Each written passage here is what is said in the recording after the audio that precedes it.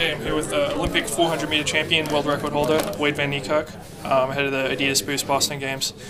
So, coming into this year, I guess, what are your goals? What are your 2017 goals?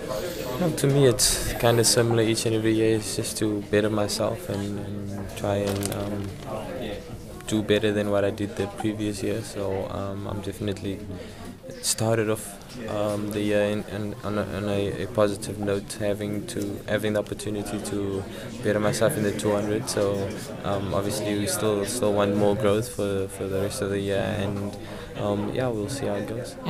I mean, 43.03, no one in history has run that fast. How do you still feel like there are weaknesses you need to address? Like, how do you improve on that? Yeah, definitely. I think there's always space for improvement. There's always room for being better, going faster, and being stronger. So I'm currently working on them. I'm currently trying to get myself in good enough shape to double up as well. So yeah, I think we just take it as it comes. Is there a specific area of your race or a specific area in training that you're trying to work on to improve?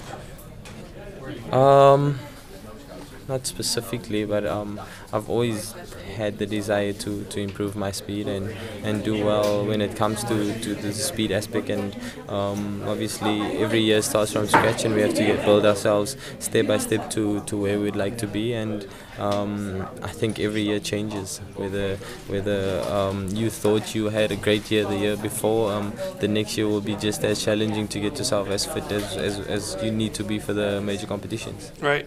So, you're running 200 Worlds. Usain Bolt says he's only doing the 100. Do you want to race him in the 200? Because that's what track fans want to see.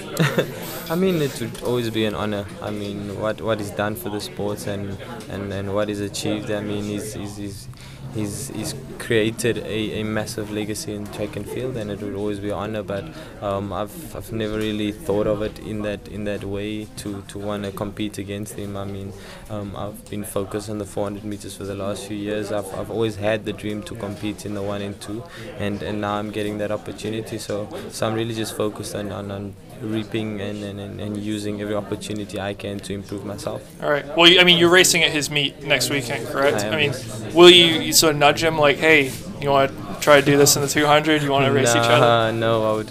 You don't tempt lions. All right, fair enough.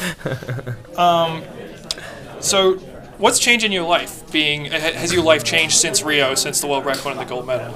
Yeah, I think with what you've achieved and the responsibilities that you get with what I've achieved, I mean, I'd like to believe I've changed. I've stayed the same person, but through life and through the environment around me, it leads to you changing and the person that you are, and obviously you need to get a bit more hard when it comes to external things. But I try and stay the same weight that I've always been, and I try and stay the same person that I've always been. But at the same time, there is some level of change involved to protect yourself as a sports person as well. So yeah, it's been quite a challenging last few years actually. What challenges does training for the 200 and adding that to your repertoire present? Well, I've always had a touch of both, in my training, but I think this last few weeks or months we've actually had the opportunity to touch a lot on speed and so on, and I really enjoy it. So I've been away from the 400 for quite a bit, but it's all a process, and I'm really just living out the process and taking the process as it comes, and hopefully I'll be in great shape when it comes to the major competitions. All right, last thing. What's something that people don't know about Wayde van Niekerk that we should know?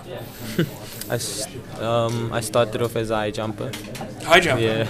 How long did you do that for? Back in junior in school.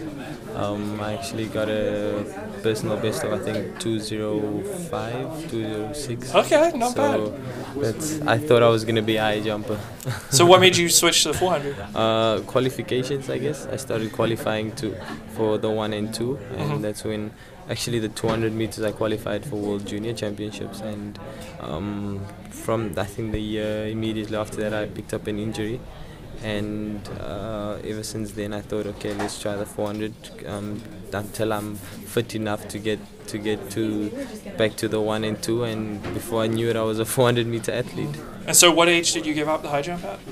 About 18, 19, yeah.